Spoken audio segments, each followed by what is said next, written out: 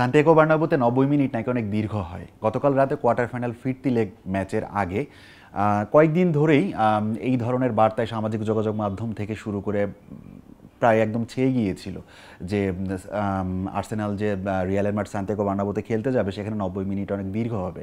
গতকালকে রাতের ম্যাচের আগে রিয়ালের ওয়েবসাইট থেকে একটি ভিডিও প্রকাশ করা হয়েছিল যেখানে বিভিন্ন ভাষায় স্প্যানিশ, ইতালিয়ান থেকে শুরু করে বিভিন্ন ভাষায় ৯০ মিনিট সান্টিয়াগো বার্নাব্যুতে দীর্ঘ হয় কথাটির অনুবাদ করে আপনার সামাজিক যোগাযোগ মাধ্যমে ছাড়া হয়েছে। কিন্তু শেষবাসী বাজার পরে কি দেখা গেল?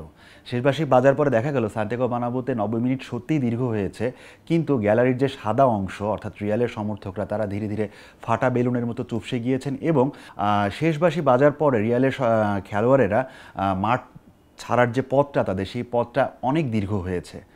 এতটাই দীর্ঘ হয়েছে যে চ্যাম্পিয়ন্স লিগ থেকে বিদায় নেয়ার যে পথটা সেই পথটায় যেতে যেতে তারা হয়তো ভেবেছেন যে এই ফিরতি লেগ ম্যাচের আগে আমরা যে হুঙ্কার দিয়েছিলাম, আমরা আর্সেনালকে যেসব হুঁশিয়ারি বার্তা উচ্চারণ করেছিলাম সেসব আসলে মুখে মারিতং হয়ে গিয়েছে। মানে রিয়াল খেলেছে আসলে মুখের কথায় আর আর্সেনাল খেলেছে মাঠে। আপনারা এতক্ষণে নিশ্চয়ই গতকালকে রাতের কোয়ার্টার ফাইনাল ফিরতি লিগের ফল জানেন, যেখানে সান্টিয়াগো বার্নাব্যুতে রিয়াল মাদ্রিদকে তাদেরই ঘরের মাঠে ২-১ গোলে হারিয়ে ২ লেগ মিলিয়ে ৫-১ গোলের জয়ে সেমিফাইনালে উঠেছে আর্সেনাল। ২০০৯ সালের পরেই প্রথম চ্যাম্পিয়ন্স লিগের সেমিফাইনালে উঠল আর্সেনাল। আরেকটি ম্যাচ হয়েছে গতকালকে রাতে সান সিরোতে, যেখানে বায়ার্ন মিউনিখ এবং ইন্টার মিলান ম্যাচটি ২-২ গোলে ড্র হয়েছে। ২ লেগ মিলিয়ে ৪-৩ গোলের জয়ে ইন্টার মিলান উঠেছে সেমিফাইনালে। সেমিফাইনালের ডেট ২৯ তারিখ এবং ২৯ এপ্রিল এবং ৩০ এপ্রিল এবং ফিরতি লেগ ৬ এবং ৭ই মে। সেমিফাইনালে ইন্টার মিলানের মুখোমুখি হবে বার্সেলোনা এবং পিএসজির মুখোমুখি হবে আর্সেনাল। আমরা গতকালকে রাতে সান্টিয়াগো বার্নাব্যুতে ফিরি। বার্নাব্যুর যে রঙিন ইতিহাস সেই ইতিহাসটা আসলে আর্সেনাল এক রাতেই ম্লান করে দিয়েছে।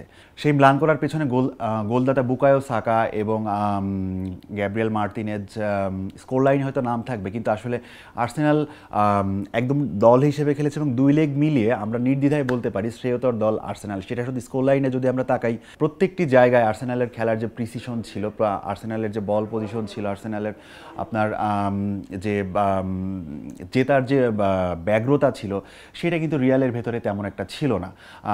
আমরা এই কথাটা ফিরতি লেগেও বলতে পারি। ফিরতি লেগ অনুষ্ঠিত হওয়ার আগে রিয়ালের খেলোয়াড়েরা নানান রকম হুঙ্কার ছেড়েছেন, রিয়ালের পক্ষ থেকেও ভিডিও ছাড়া হয়েছে এবং অনেক কথা বলা হয়েছে। এদিকে আর্সেনাল কোচ মিকেল আর্তেতা শুধু বলেছিলেন আমরা মুখে কথা বলতে চাই না, আমরা মাঠে কথা বলতে চাই। আমরা কিন্তু ফিরতি লেগে আমরা মাঠেই দেখলাম যে আর্সেনাল আসলে মাঠে কথা বলেছে।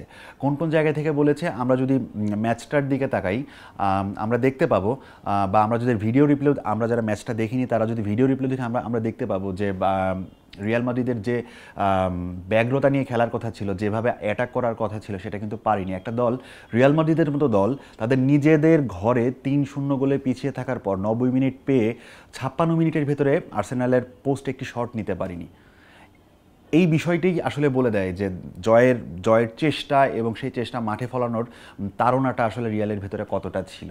আর্সেনালের সঙ্গে এ পর্যন্ত ৪ ম্যাচ খেলে ৩টিতে হেরেছে এবং ১টিতে ড্র করেছে রিয়াল, এবং এই ৪ ম্যাচে রিয়াল মাত্র ১টি গোল করতে পেরেছে এবং সেই একটি গোলও কিন্তু উপহার, যেটা এসেছে গতকালকে রাতে আপনার আর্সেনাল গোলরক্ষক ডেভিড রায়ার একটা ভুল থেকে।